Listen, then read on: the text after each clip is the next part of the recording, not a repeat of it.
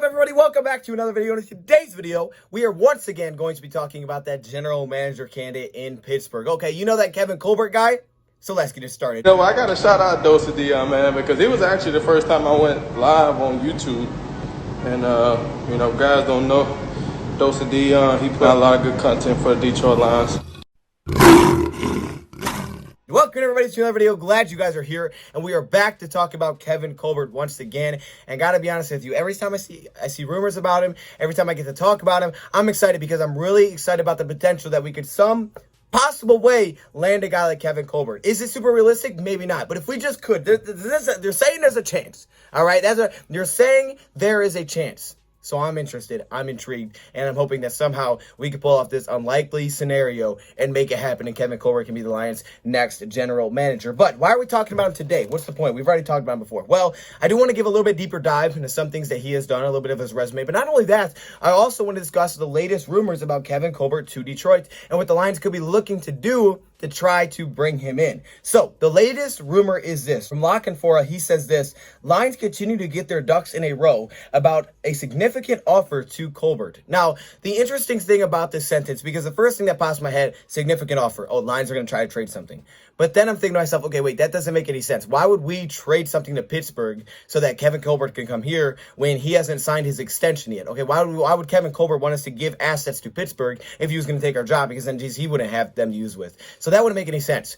And as I read it again, I say, okay, wait, it says significant offer to Colbert. So not significant offer to Pittsburgh, to Colbert. So they're going to make a significant offer to that guy. Quick little background on Colbert is that this could be very unlikely because we've heard a lot of reports, a lot of rumors that, you know, we don't know when he's going to be retiring, but it definitely could be soon. He's already 62 years old. He's been signing a lot of one-year deals that kind of open up that Super Bowl window again, trying to win another one with Pittsburgh. But at this point, he may not be looking to do anything kind of long-term because he is 62. He may be looking, you know, to retire. He's heard rumors about it in the past. So that could be a very big issue with him taking a long-term deal. And with Detroit, yeah, he'd probably sign a long-term deal. I don't think we'd want a short-term deal with our general manager. I mean, I guess he could. Hey, help us for a couple years and then, you know, go on your way. I don't know. Maybe your son takes over. Does he have a son? I don't know. But from reading that, okay, Lions are making a significant offer. Another quote from it is also this: the Lions have been working for weeks behind the scenes. So behind the scenes. Now, there's been some quietness with the GM candidate position recently for the Detroit Lions. Now, we've interviewed our guys for this week, but for upcoming weeks, it's kind of quiet. Like, okay, what are Lions doing with GM? We got the George Patton thing, and then it's just been basically nothing after that. Head coach, we know there's some interviews coming up. Dan Campbell, Arthur Smith. We know there's interviews that are lined up if they want to take them. But the GM position has been kind of quiet. And I think this is the first rumor we got about the head coach and GM search, was that the Lions would hire a head coach first. Then Rod Wood told us that, hey, he wouldn't wait for a GM if he found the head coach they wanted. Well, they still haven't hired their head coach. So either they're not sure if they want any of those guys yet, they're waiting to see the next guys, or they're really trying to make a significant push for Kevin Colbert just to see what he says. And if they could land him, great. Then they'll make their hiring. And if they can't, okay, they'll move on and, you know, go back to the candidates that they've already looked at, and they'll look at some more as well. That's what I'm thinking. Because Kevin Colbert, who just lost this weekend, the Steelers just lost yesterday to the Cleveland Browns in their first playoff game, is now the season's over. And he's not signed that extension yet. So with the season over, no extension signed, he's basically a free man, right? The Lions could definitely try to make their push this week. This is their window to try to throw everything at the wall. What can the Lions offer them? Well, obviously money, all right? Money's money, man. All right, people like money, and when you put out money, people are like, "Oh, snap, okay, hey, wait, hold up." Makes you think a little bit when you see them dollar bills. Okay, when you see the dollar symbol, it makes you think a little bit. They also could potentially offer him power. Now, I'm not saying he didn't have power in Pittsburgh, because I feel like he did. He was the first GM of the team, so clearly he probably had some power, probably some of the final say. Maybe he didn't. I don't really know that, but I'm assuming he had some power there. But again, it's something the Lions could definitely offer. They also could offer him the opportunity to hire the Lions' next head coach, giving him that power. Instead of having a head coach there or have something lined up to just work with him, maybe they could hire him and be like, hey, look, you've done this for a while. We respect that. You can make the next hiring for the Detroit Lions. Go. All right, here's the guys we interviewed. Here's the information. Go. You have at it. Go make that decision. And that could be another incentive for him this way. Hold up, I get to hire my own head coach. I've never done that. I've never hired a head coach. I get to hire my own head coach. I get power here, so I'm going to be the final say. And I'm also getting paid some money. I get this extension. Maybe I'll consider it. Now, I'm hoping that his past, being with the Lions in the past from 1990 to 1999, makes him potentially interested in a return, because he was with the Detroit Lions in the past, in that time span, working as the director of pro scouting. And then he went to Pittsburgh. He worked there, the director of football operations, and we know now he is their general general manager. But he worked with the Lions for that stay. And I know it's probably just a random coincidence or something, but when he was with the Detroit Lions, even though he wasn't their GM or their head coach, it was when the Lions were probably the most successful in the Super Bowl era. I mean, through that time, the Lions made 6 playoff appearances with Wayne Fontes and Bobby Ross. 6 playoff appearances. That's not normal for the Detroit Lions in that time span. So, maybe, just saying, maybe he had some kind of impact, and the Lions were like, hold up, wait, this guy's kind of good. But now we see his resume with Pittsburgh, and we're thinking to ourselves, oh my gosh, could we somehow land this guy back? Would he want to return to Detroit? That would be awesome. So, obviously, you just kind of hope. Hey, you got to shoot your shot, though. You know, you can't make it if you don't shoot it, right? There's no chance of making it if you don't take the shot. I mean, it's a half-court heave at this point. But you can make half-court shots. It just doesn't happen very often. You can do it, though. So for the Detroit Lions, they got to take their shot. They got to let it out there. They got to throw it at the hoop and just see what happens. Because if it does happen, great. Lions may be looking to make some kind of push this week and just see what happens, reach out to him. I don't know. They said working behind the scenes. Maybe they've been sliding his DMs. Maybe they've been Snapchatting my boy. Maybe they've been sending him some heart emojis. It don't matter. At this point, whatever's necessary, okay? We can talk about how weird it may be later on. But at the end of the day, it's whatever's necessary to bring this guy in. That should be your mindset. Be aggressive. Make it happen, all right? Throw everything out there. Everything that you got. You know, whatever you got, throw it out there to try to persuade him to come to Detroit. But at least, at the very least, the Lions could potentially get an answer from him early this week if they make their shot and shoot their shot at him and say, hey, will you do this? And even if he comes back, it's like, nah, you know what, I'm kind of old, I'm looking for retirement, whatever the reason may be. Then the Lions at least know, and they can move on, and they can get back to their GM and head coach search. And maybe they have a head coach lined up. They're just kind of waiting to see what happens with Kevin Colbert. So it's definitely seeming like it could slow down some things until the Lions shoot that shot, and we'll see what happens. But I'll obviously keep you guys updated. Now, who is Kevin Colbert? Well, I've talked about him in a video before. He's the general manager right now for the Pittsburgh Steelers, and he has been since 2010. But he worked with Pittsburgh before. He is their first general manager. But in 2007, he was the director of football operations. 2010 to now, he took over as that general manager. And man, his resume is beautiful. Now, here's a couple of maybe not concerns, but just things to keep an eye on is that when he was a GM, he didn't hire the head coach.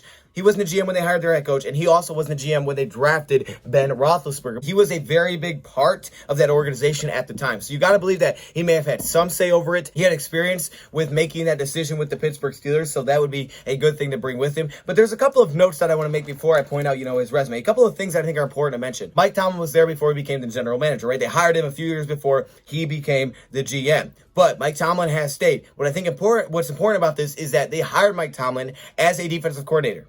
So, when you look at the Lions right now, is that where he would go with Detroit if he was their GM? Let's say hypothetically he was. Is that where he would go? We know there's a lot of defensive coordinator names out there right now. Obviously, Robert Saleh is the popular one, but those are a lot of DC names out there right now. So is that the route that he would go if he was the Lions GM and he got the opportunity to hire our next head coach? You could definitely see it, knowing that was exactly Mike Tomlin's background. He wasn't a head coach before. He was just a DC. So, knowing that, there could be that move. Also, the quarterback position. Now, he didn't draft Ben Roethlisberger. They have drafted some quarterbacks since he's been there. Keep in mind, they've never drafted as high. I don't think he's ever drafted as high as 7 because, well, they've only had one losing season in the past 20 years, which is just ridiculous because we seem to lose every year. But through that time period with the Pittsburgh Steelers, he has drafted some quarterbacks as the backup to Ben Roethlisberger, maybe to see if they could hit in the future. Landry Jones, Joshua Dobbs, and also Mason Rudolph both recently. It seems like Mason Rudolph could be, maybe they're looking at him as the future out of Oklahoma State. Maybe. I'm not sure, but he stayed there for a little while now. So they've drafted the backup, second rounds, mid rounds, things like that. Now again, sitting at 7 is a different animal. If you're sitting at 7, you may be more apt to take a higher quarterback. But what they have done with Pittsburgh and with that positional group and with the quarterback position is they have rocked with Ben Roethlisberger. They've let Ben Roethlisberger do his thing. He's kind of older now. He'll probably retire on his own terms, and they've just tried to find a future quarterback behind him. I think that's another important thing to note because if you take a look at the Lions situation right now, that could be a very similar situation of what they want to do with Matthew Stafford. And obviously, Matthew Stafford would have to stay as well, would have to want to stay. But it's important to mention it because that's kind of what happened with Ben Roethlisberger, and it could happen with Matthew as well because this could be like the beginning of that. About his drafts. Now, his drafts have only been with Mike Tomlin, which is very important to mention. Now, when he was director of football operations, they made some different draft picks. Again, he wasn't a GM then, but Mike Tomlin wasn't always there as well. So if you look at before Mike Tomlin got there, their first-round picks were much different than what they were with Mike Tomlin. Their first-round picks by position went wide receiver, nose tackle, guard, defensive back, quarterback, tight end, wide receiver. Interesting, but since Mike Tomlin has been there, and he's been the general manager, when you look at their draft picks, since Tomlin has been there, they've been basically very similar in one way. Defensive end, running back, linebacker, center, defensive end, guard, linebacker, outside linebacker, outside linebacker, safety, linebacker, wide receiver. Okay, so you know those are top picks in each draft. How many linebackers are on there, right? Tomlin, defensive guy, they went heavy on linebackers. I'm just saying, okay, again, linebackers could be definitely something to look out in this year's draft if he was hired, if he hired a defensive coordinator, which could definitely be possible since that's what he did with Mike Tomlin. I don't know where he'd go with it.